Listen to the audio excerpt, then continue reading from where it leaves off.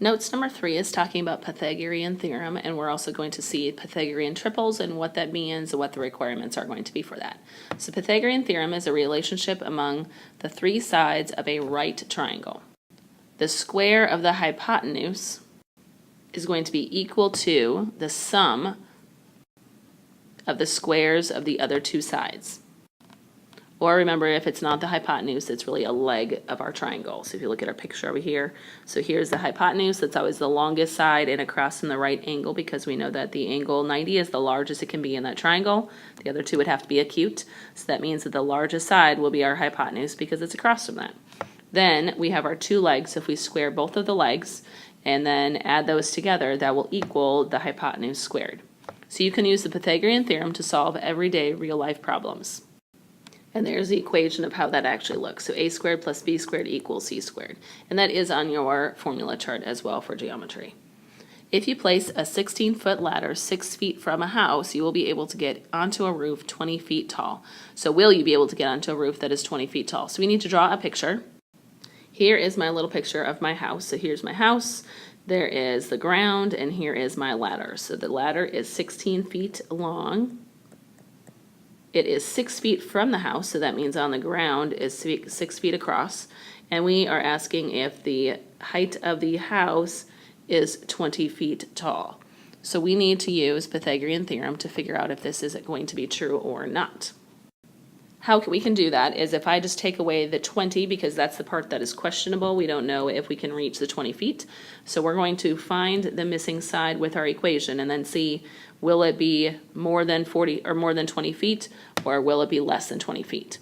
So if we set this up, our A can be the 6, the B can be the X, and then the C is the 16. C is 16, that's the biggest one you always have to look for because the hypotenuse has to be the C. It doesn't really matter which one of these is the legs because they're both legs, so it doesn't matter which one is A and which one is the B. One thing I did not mention earlier is that when you're doing your height, the height is always going to be perpendicular to the ground, so that's how we know it's going to be a right angle. So when we set this up, we have 6 squared plus b squared equals 16 squared, so then we need to simplify it. 6 squared is 36, b squared we can just leave as b squared, and 16 squared, so 16 times 16 is 256. We need to solve for the b squared, so we can subtract our 36 to the other side. So we get b squared is equal to 220, and then to undo the squared, you can take the square root of both sides because that's the opposite of squaring something. So the square root of 220 is 14.83, and that would be feet. So that's as tall as the ladder can reach. So the question is, can you reach the roof that is 20 feet tall? And the answer would be no, you cannot. And the reason is because we can only reach 20 feet tall, we cannot reach 20 feet tall, only 14.83 feet. We can also use Pythagorean theorem to classify our triangle by the angles. So if we are looking at our equation, if you notice we put the c squared first, and that's the way we want it because if we have equals, then it is a right triangle. If the c squared is less than the a squared plus b squared, then it is acute. And the last one is if c squared is greater than the a squared plus b squared, then it is obtuse. And the reason for that is we can remember our side angle relationship. So if our c squared, remember that's the hypotenuse, if that squared is greater than the other side squared, then that means that it does make a triangle, and because it's across from the angle that's across from it is going to be obtuse, so it's going to be greater than. If it is less than, then that's why it's acute, and then if it's equal, it will be equal to a right angle, so it'll be 90 degrees. Now that's what we want to do for number 1, 2, and 3. We want to classify it by these sides. Remember, this has to be our C because that's going to be across from the largest angle. The A and the B doesn't really matter, so just label those as A and B. So we need to do our C squared, which is 29 squared, and that reduces down to 841. 24 squared plus 16 squared, if we combine all those together, that gives us 832. And we can see that our c squared then is larger because 841 is larger than 832, and because it's larger than, that means this is an obtuse triangle. We can do the same thing now for number 2. Remember, this is going to be the c, and then our a and b can be the other two sides. We can type in this left side into your calculator, so type in parentheses with your 3 square root 13, and then raise it to the second power, make sure the squared is on the outside, and that gives you 117. Now 6 squared is 36 plus 81 for the 9 squared. That gives us 117 as well. So this one is equal to each other, and if it's equal, remember up here, it is going to be a right triangle. For this last one, a little hint before you do this one by yourself, draw a triangle and you can put your sides in there. Remember, the largest side will be our C, and then it doesn't matter about the 6 and the 7 for the two smaller sides. That could be your A and your B. So now I want you to solve this one yourself and tell me what type of triangle it will be.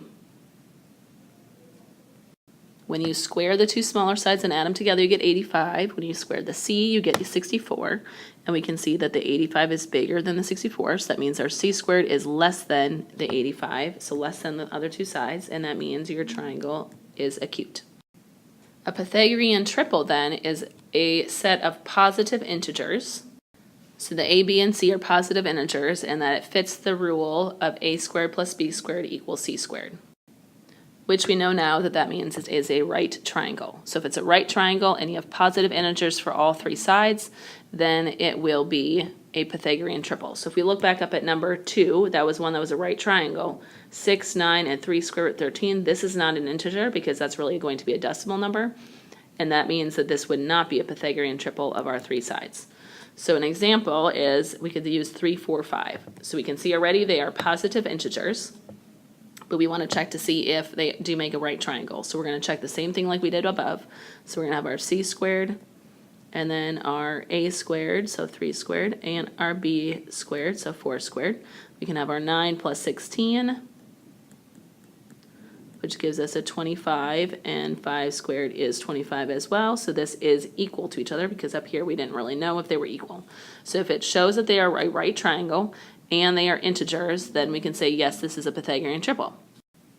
So a couple more examples is 7, 24, and 25. That's another one that's a Pythagorean triple. 5, 12, and 13 is another Pythagorean triple. And 8, 15, and 17 are another Pythagorean triple.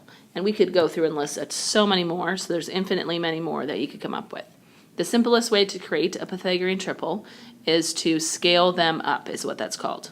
So if we take our 3, 4, 5 that we already know, and we multiply it by 2, so that's 2 each, that is 3 times 2 then is 6, 4 times 2 is 8, and 5 times 2 is 10. So that's another Pythagorean triple. Or we could just multiply the original Pythagorean triple by any number as long as it's the same number. So if we take 5, 12, and 13 and we scale it up by 3 or multiply them by 3, 5 times 3 is 15, 12 times 3 is 36, and 13 by 3 gives you 39. That's another Pythagorean triple. So what you need to do is, the ones I have in red are the most common that you are going to see. And so what you want to do is you want to memorize those Pythagorean triples. 3, 4, 5 is going to show up a lot. So will any of these that I've got in red right here. So you do want to memorize those because we can, if we recognize that they are multiplied by something, so if these all numbers, if we see 6, 8, 10, that those are all double, or we can see that they're multiplied by 2. We could divide them all by 2 and we'd end up back by 3, 4, 5, and then we wouldn't have to actually calculate it out to see if it's a Pythagorean triple. So if you memorize it, you'll save yourself a lot of work.